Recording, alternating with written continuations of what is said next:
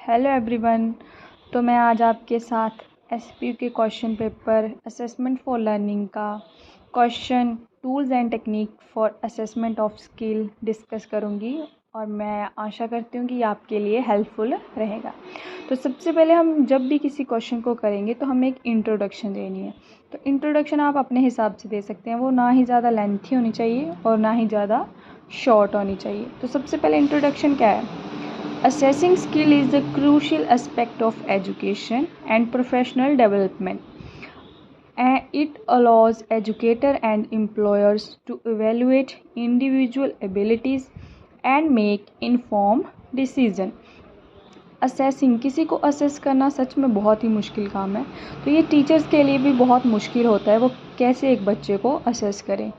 पर assessing is most important part भी है, क्योंकि असेसिंग के द्वारा ही हम एक इंडिविजुअल को एक ग्रेड से दूसरे ग्रेड में प्लेस कर सकते हैं। ठीक है, तो नेक्स्ट आ गया हमारा टूल। टूल क्या है? A tool is an instrument or device that is use to perform a specific task or achieve a particular objective. तो टूल क्या होता है? एक इंस्ट्रूमेंट होता है जिसे हम किस लिए यूज़ करते हैं? किसी टास्क को परफॉर्म करने के लिए यूज़ करते हैं। Tools are designed to assist individual in carrying out tasks more efficiently, effectively और accurately। जो टूल्स होते हैं, जो हमें उनसे जो रिज़ल्ट मिलता है वो क्या होता है? बहुत ही एफिशिएंट और एक्यूरेट होता है। ठीक है, और टेक्निक्स क्या होती हैं? टेक्निक्स क्या होते हैं? मेथड्स। टूल्स क्या होता है? इंस्ट्रूमेंट होते हैं। ठीक है, तो आपने याद रखना है, टूल्स और टेक्निक में कंफ्यूज नहीं होना है। टूल्स क्या होता है? एक इंस्ट्रूमेंट जिसके द्वारा हम क्या करते हैं? कोई टास्क परफॉर्म करते हैं, या फिर जिसकी हेल्प से टीचर स्टूडेंट्स को असेस करते हैं किसी टूल का यूज़ करके।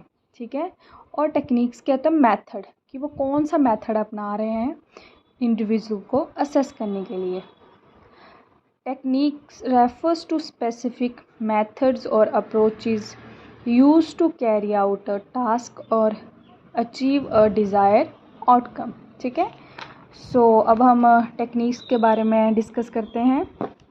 तो आप एक ऐसे फ्लो चार्ट बना सकते हैं। देखिए, तो टेक्निक्स में है हमारे पास सबसे पहले direct observation, performance task, product evaluation, checklist and rating scale, rubrics, interviews, self reflection and journals, simulator role play, और एक हमारे पास होता है psychometric test.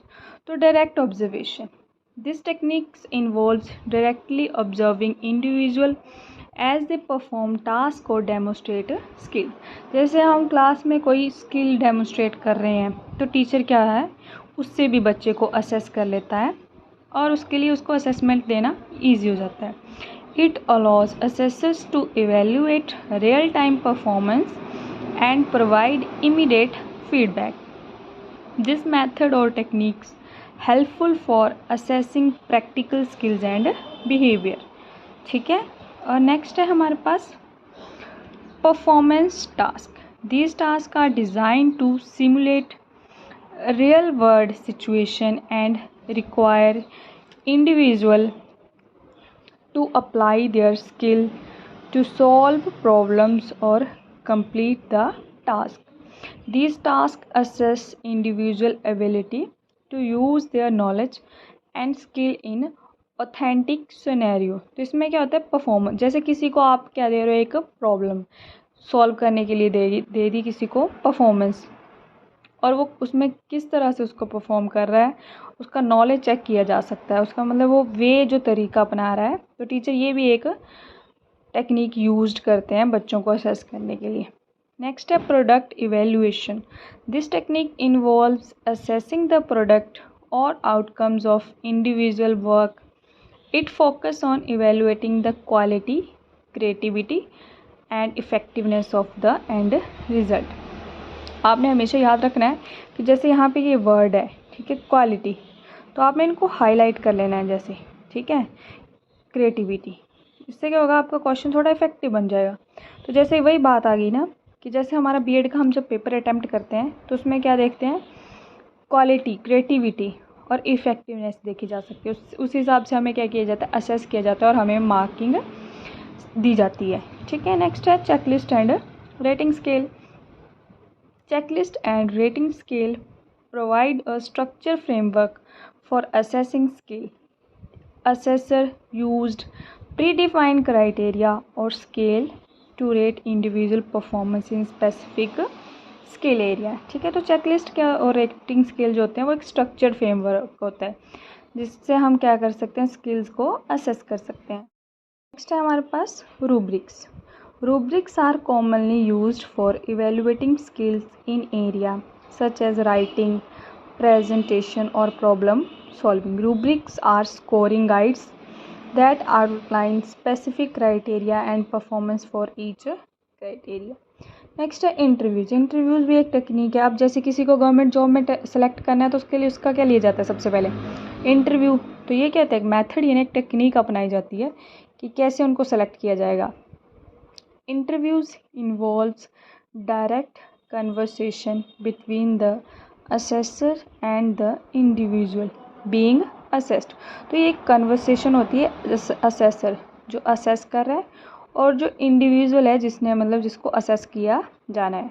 Structure interview use a pre determined set of question.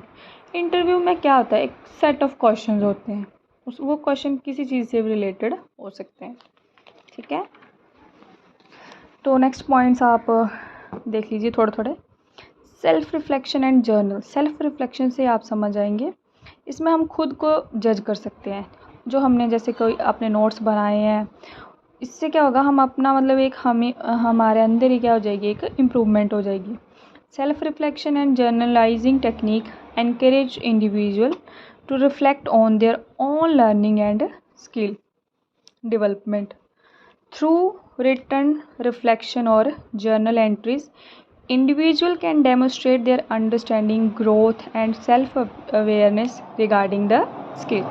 ठीक है, simulator role plays involves individual assuming specific roles and acting out scenarios to demonstrate their skill। ये भी एक जैसे अब हम कोई स्किल हमारी चलती है टीचिंग के दौरान, तो वो भी क्या होता है, हम एक रोल प्ले कर रहे होते हैं टीचर का, जिसमें हमें क्या किया जाता है, जज किया जाता है।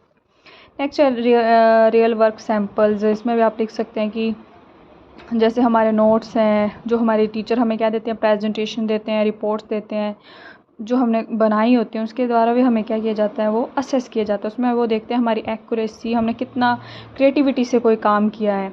ठीक है, this technique involves assessing individual skill based on samples of their work.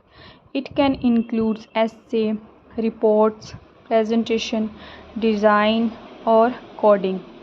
Project assessor examine the quality, accuracy, and depth of individual work to evaluate their skill. Next है psychometric test। ठीक है, तो ये जो टेस्ट होते हैं वो cognitive abilities को चेक करने के लिए लिए जाते हैं। ठीक है, these tests assess specific psychological attributes such as cognitive abilities, personality traits, or aptitude. These tests provide standardized measure of individual skills direct। Next है हमारे पास टूल्स। टूल्स का मैंने कोई फ्लो चार्ट नहीं बनाया, आप इसे अपने हिसाब से बनाकर दिखा सकते हैं।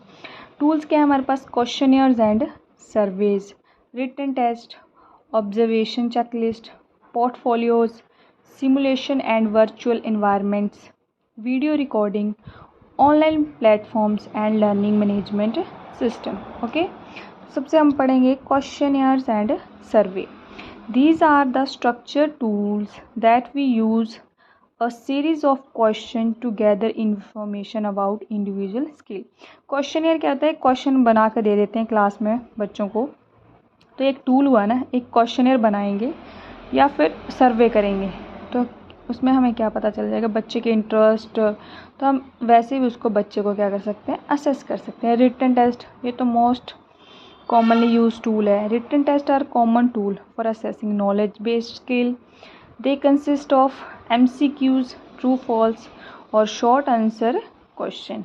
These tests measure individual understanding of concepts and their ability to recall information. Portfolios are collection of individual work samples that demonstrates their skill। जो पोर्टफोलियोज़ क्या होता है, इसमें एक डाटा कलेक्शन होता है सारा ही, जिसमें उनकी स्किल्स ग्रोथ, मतलब उन्होंने कितने हाउस टेस्ट में कितने लिए, क्लास टेस्ट में कितने लिए, ठीक है। उसमें एक स्टूडेंट का पूरा क्या होता है, data. Portfolios can include written examination, project work etcetera, ठीक है। पोर्टफोलियोज़ मतलब एक स्टूडेंट का पूरा डाटा रखता है, तो ये भी क्या है, एक टूल के रूप में यूज़ किया जाता है बच्चों को असेस करने के लिए। नेक्स्ट है वीडियो रिकॉर्डिंग। वीडियो रिकॉर्डिंग, अगर टीचर क्लास में, टीचर को कोई काम है तो वो क्या कर जाएगा, बच्चों को बोलेगा कि आप रिकॉर्ड कीजिए। तो एक टूल हुआ ना कि वीडियो रिकॉर्डिंग के थ्रू भी वो बच्चों को क्या कर रहा है, असेस कर रहा है। Video recording allow assessor to capture individual performance and review them later for assessment purposes.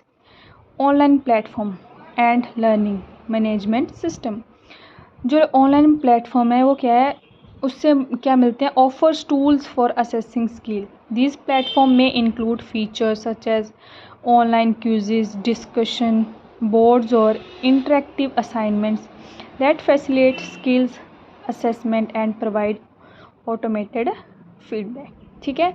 तो जैसे जब ये क्वेश्चन आपका कंप्लीट हो जाएगा तो लास्ट में आप एक कंक्लूजन भी लिखना पड़ता है आपको। इससे क्या होता है कि आपका क्वेश्चन थोड़ा अट्रैक्टिव लगता है, और 16 मार्क्स में आपको ज़्यादा से ज़्यादा मटेरियल लिखना है, ठीक है। तो जैसे कि आपको टूल्स एंड टेक्निक पूछा है, तो आपने उसमें से ज़्यादा टूल एंड टेक्निक्स को ही एक्सप्लेन करना है, ठीक है। और ये आपके लिए हेल्पफुल ही होगा, I hope so. Thank you. These are my own notes, so it help. तो इन्होंने मेरी जिस तरह से हेल्प की है, तो मैं चाहती हूँ कि आपको भी हेल्पफुल रहें, ठीक है। सो मैंने ये इसलिए इसको एक्सप्लेन किया है कि मोस्ट ऑफ़ द टाइम हमें एक्सप्लेनेशन नहीं मिलती है, तो इससे क्या हो जाता है, हमें मतलब एक आइडिया नहीं मिल पाता कि हम क्या ही लिखें एग्जैक्ट वर्ड्स, ठीक है। सो thank you, I hope you like it, thank you so much.